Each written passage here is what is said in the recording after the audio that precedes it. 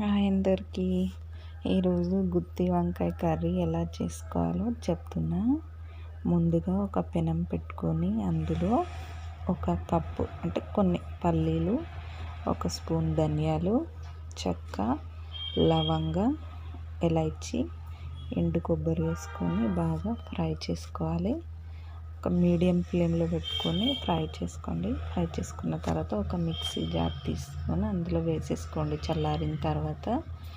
అలాగే వెల్లుల్లిపాయ కొంచెం, ఆనియన్స్ కొంచెం, కారం పొడి, ధనియాల పొడి కొంచెం వేసుకోండి, లేదంటే వేసుకోకుండా నో ప్రాబ్లం. కొత్తిమీర వేసుకోండి, అలాగే వేసుకొని మిక్సీ పట్టేసుకోండి. ఇలా అయిన తర్వాత మధ్యలో టమాటా వేసుకొని మళ్ళీ కొంచెం గ్రైండ్ చేసేసుకొని ఒక బౌల్లో తీసేసుకోండి. మొత్తం తీసుకొని సైడ్ పెట్టేసుకోండి.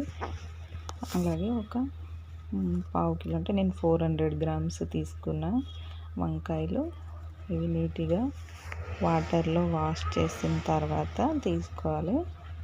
కొంచెం పురుగులు ఉండేవి అట్లాంటివి తీసుకోకండి, నీట్గా ఉండే తీసుకోండి. ఫ్రెష్గా ఉంటేనే బాగుంటుంది టేస్ట్. అలాగే ఇలా కట్ చేసుకొని మొత్తం ఒక గిన్నెలో సాల్ట్ అలాగే వాటర్ వేసుకొని అందులో వేసుకోండి. ఎందుకంటే వంకాయలు అనేటివి కట్ చేయగానే వెంటనే కొంచెం బ్లాక్ అవుతాయి అన్నమాట. ఇలా సాల్ట్ వాటర్లో వేసుకోవడం వల్ల బ్లాక్ అవ్వదు, మంచిగా ఉంటుంది. అలాగే వైట్ నీట్గా అన్నీ చెక్ చేసుకొని ఒక్కొక్కటిగా బౌల్లో వేసేసుకోండి.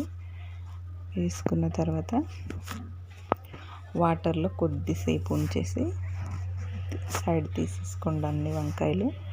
తీసుకున్న తర్వాత మనం మసాలా ఇందాక గ్రైండ్ చేసుకున్నది సైడ్ పెట్టేసుకున్నాం కదా.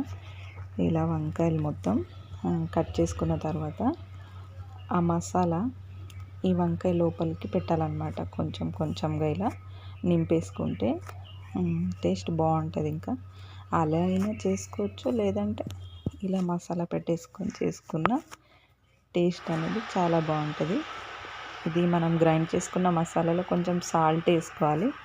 నేను సాల్ట్ వేయలేదన్నమాట, అలాగే పెట్టేశాను.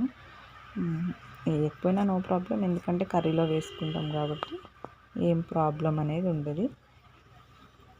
టేస్ట్కి తగ్గట్టుగానే మంచిగా ఉంటుంది అన్నమాట. చాలామంది సాల్ట్ వేసుకుంటారు, నేనైతే వేయలేదు మసాలాలోకి. ఇలా వంకాయలు చూడండి కట్ చేసుకున్న తర్వాత నీట్గా సాల్ట్ వాటర్ నుంచి తీసేయాలన్నమాట.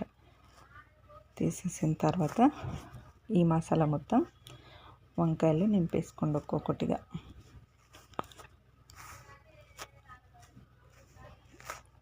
ఇంకా మా ఛానల్ ఎవరైనా సబ్స్క్రైబ్ చేసుకోకపోతే సబ్స్క్రైబ్ చేసుకోండి ప్లీజ్. నాకు సపోర్ట్ చేసిన వాళ్ళు అవుతారు.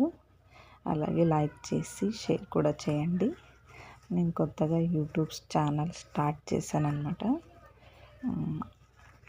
ఓకేనా? సబ్స్క్రైబ్ చేసుకొని చూడండి, అలాగే లైక్ చేసి కూడా చూడండి. ఓకే, ఇలా మొత్తం ఈ మసాలా మొత్తం ఇలా పెట్టేసుకోవాలి వంకాయలు. పెట్టేసుకున్న తర్వాత మళ్ళీ స్టవ్ మీద ఒక పెనం పెట్టుకొని అందులో ఒక 2 గ్రీన్ చిల్లీ కట్ చేసుకోవాలి. అలాగే కొంచెం ఈ వంకాయలకు తగ్గట్టు ఆయిల్ కొంచెం ఎక్కువ వేసుకోవాలన్నమాట, ఎందుకంటే గుత్తి వంకాయ కాబట్టి కొంచెం ఎక్కువ అవసరం పడుతుంది.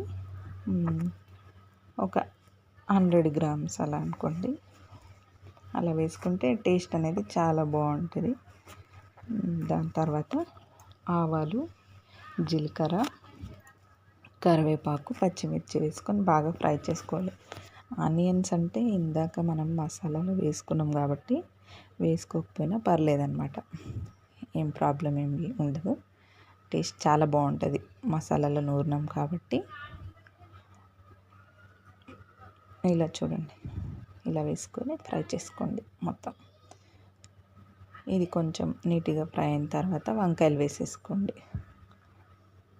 బిర్యానీ ఆకు వేసుకోవచ్చు, స్కిప్ చేసుకోవచ్చు, నో ప్రాబ్లం అన్నమాట. ఇలా వేసుకున్న తర్వాత బాగా ఫ్రై చేసుకోవాలంటే కొంచెం ఇలా కలిపేసుకొని ఇలా మూత పెట్టేసుకోండి. నేను ఎండుమిరపకాయలు వేయడం మర్చిపోయాను, ఇక్కడ వేస్తున్నాను అన్నమాట. తర్వాత కలిపేసుకుంటా. టేస్ట్ బాగుంటుంది ఎండుమిరపకాయల వల్ల.